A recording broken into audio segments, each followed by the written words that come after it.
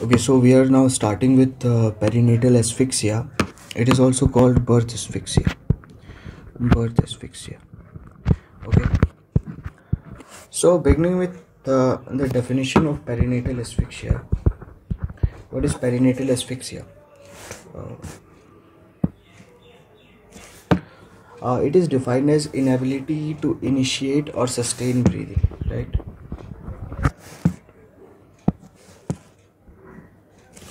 Inability to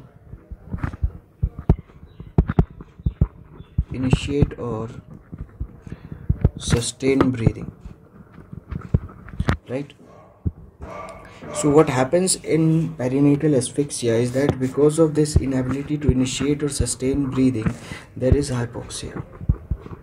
Okay, this hypoxia leads to hypercapnia. Carbon dioxide level increases and that further leads to acidosis. Okay, now because of all these things happening in the body of the baby, there is multi-organ dysfunction.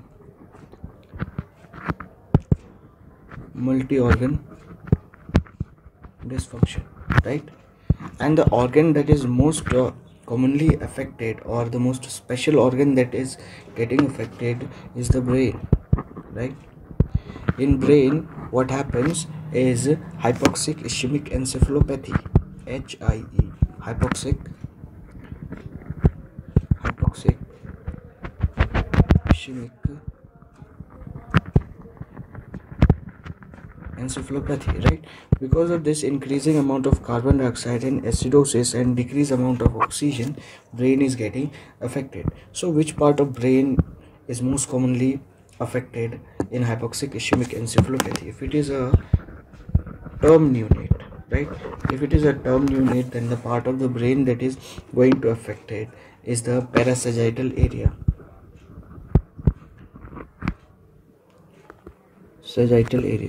Right? And when this area gets affected, it leads to spastic quadriplegia, right? It is a type of cerebral palsy. So spastic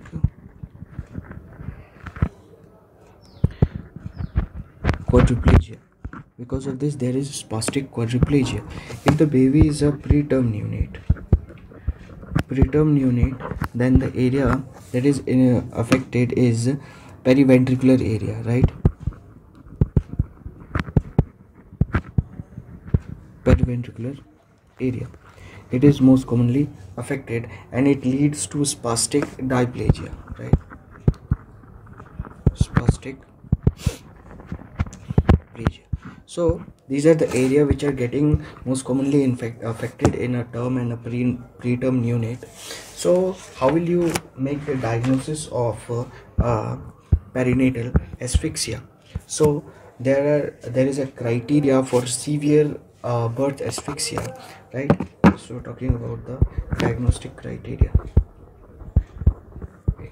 How will you diagnose this? The first thing that we do when a baby is born, we take the Apgar score. I'll talk about Apgar score in a while.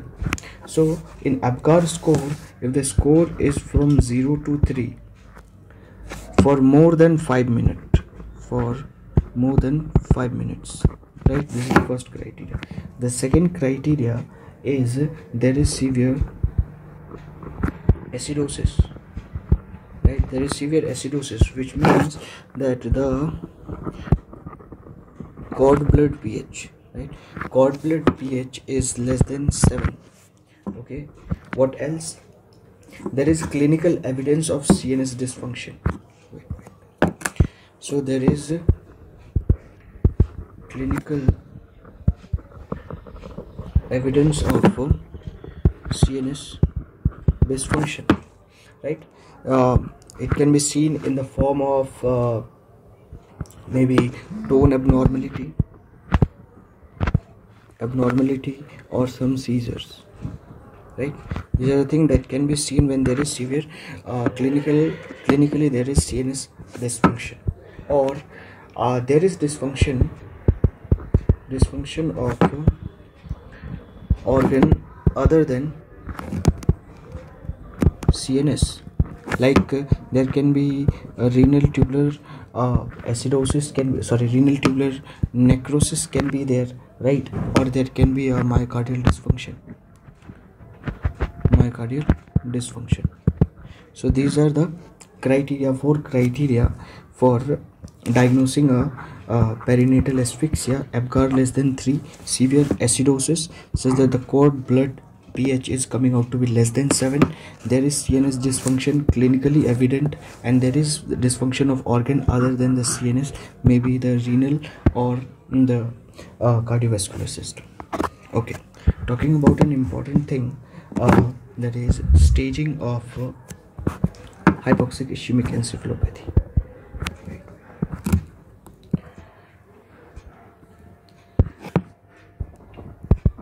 Staging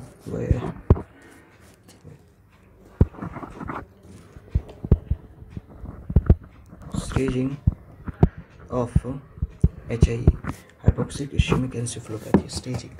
So it is divided into 3 stages, right?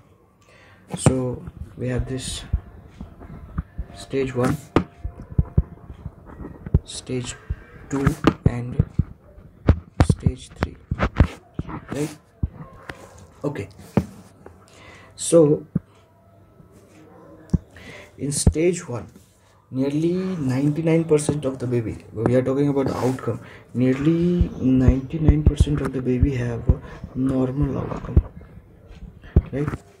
And in stage 2, nearly 80% of the baby have normal outcome, and in stage 3, nearly 50% of the babies die, and the remaining 50% have a severe neurologic disability.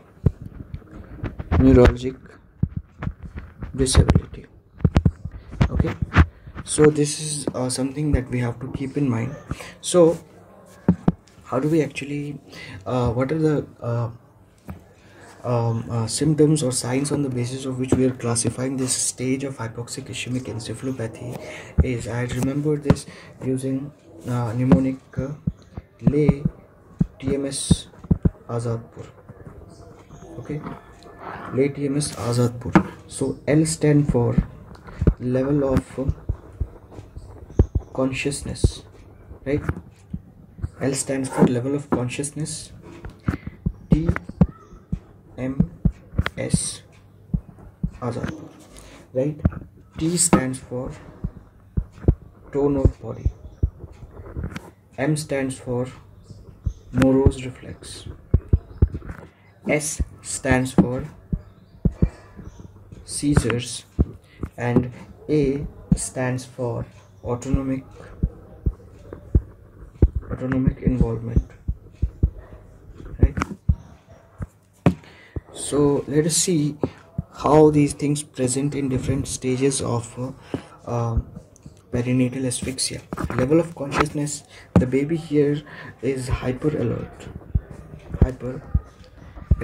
Here the baby is maybe normal or depressed, right? In this, the baby is wait.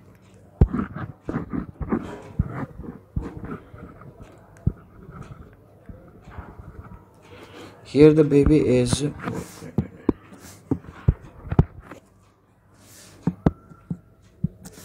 here the baby is comatose, right?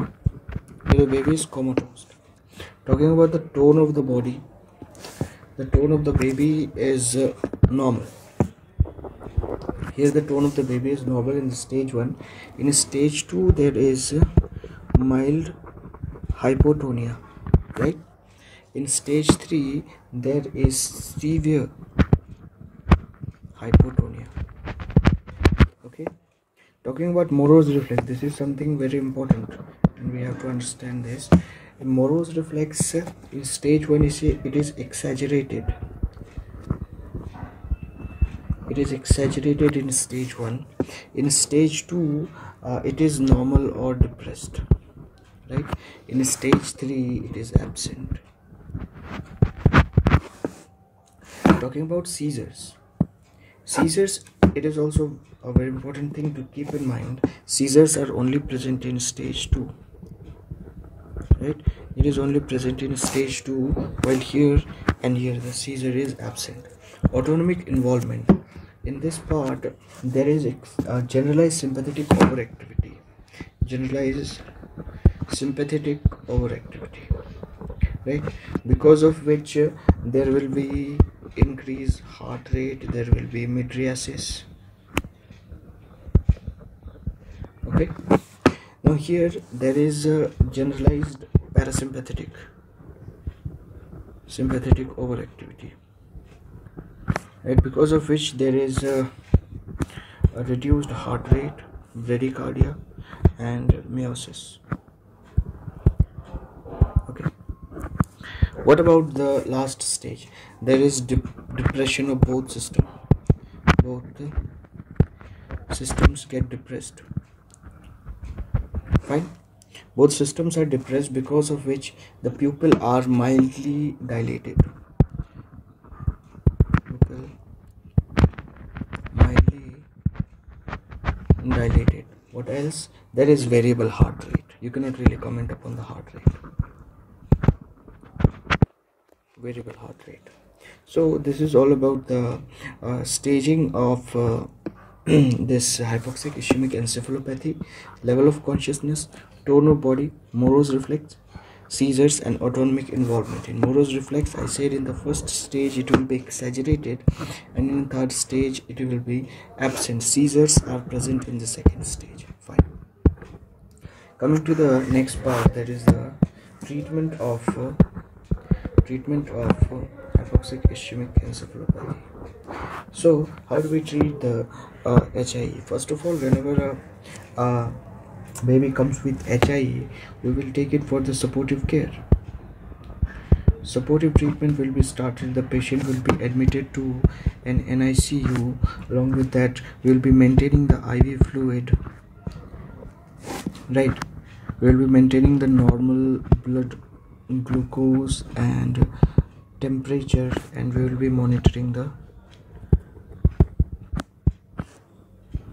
the vitals, right? And because there might be seizures and lots of CNS involvement, so a very important thing to keep in mind, the tool used for bedside monitoring of the neonate with HIE, the tool for bedside monitoring. The tool used for bedside monitoring in a patient for HIE, it is called AEEG. What is this? It is called amplitude integrated EEG. Amplitude integrated EEG. So how is it seen? In a normal neonate, this will be the baseline thing that you will be seeing in a normal neonate. But what happens whenever there is a seizure, it will rise and then it will be seen something like this, right? So these are for the seizures, and this is the normal. Okay, this is how you will be seeing in a AEG, which is used for the bedside monitoring of a patient with hypoxic ischemic encephalopathy. Now the latest modality for moderate to severe HIE in neonates for the treatment, it is latest treatment for neonate with moderate to severe HIE is therapeutic hypothermia. Therapeutic hypothermia. The temperature that is maintained is 33.5 to 34.5 degrees centigrade. So because of this decrease temperature, the blood requirement of the brain gets reduced, leading to less brain damage. And the third, for the neonatal seizures, the drug that we use is phenobarbital. Okay, so this is the treatment protocol, or how will we treat the patient of a hypoxic ischemic encephalopathy. Like I said, I'll be talking about the Apgar score now. So Apgar, Apgar score, right? So the name itself is the mnemonic A R, and the grading is 0, 1 and 2, right? So A stands for appearance, right? Appearance, if the baby is completely pale, right? In one, there is body is pink but the extremities are blue, so the body is pink, extremity blue, right? And in when it is second, then when the entire baby is pink, completely pink, okay? P stands for pulse rate, right? If the pulse rate is absent, right, then it is 0 if it is less than 100 per minute, and if it is more than 100 per minute. J is grimace. Grimace is something, it is the response to stimuli. A feeding tube or a catheter is placed in the oropharynx, and to which the baby responds, right? Grimace, there is no response, right? There is grimace, okay? Here the baby starts crying, cough or sneeze or cry, it is present, right? A again stands for activity, right? Here the baby is all limp and flexed, right? Here there is some flexion. Here the baby is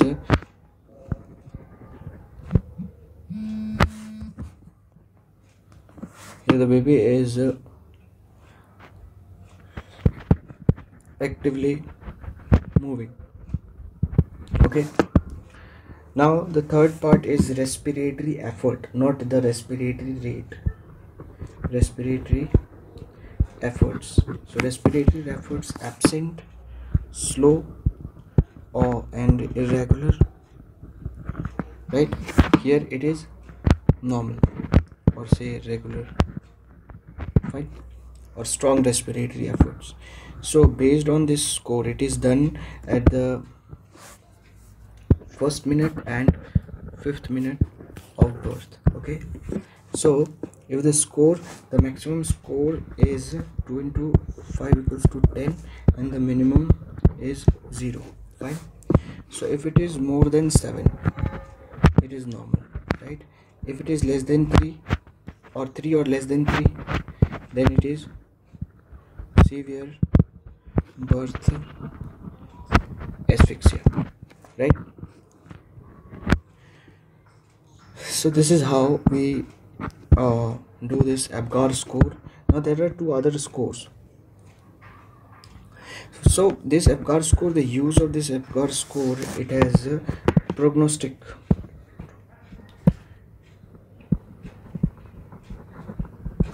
importance, right? It has prognostic importance, and it is not used in NRP, which I have taught. You can go and see how NRP is done. Now there are 2 other scores. One is called Silverman score, right? And another is called Downey's score. Downey's, right? So what are these 2 scores? The Silverman score is used to assess the respiratory distress in a respiratory distress in a preterm neonate, right? And it is to assess the respiratory distress in a term neonate, right? So these are 2 things that we have to keep in mind about the Silverman's and Downey's score. So this is all about respiratory distress in this perinatal asphyxia, birth asphyxia. Thank you.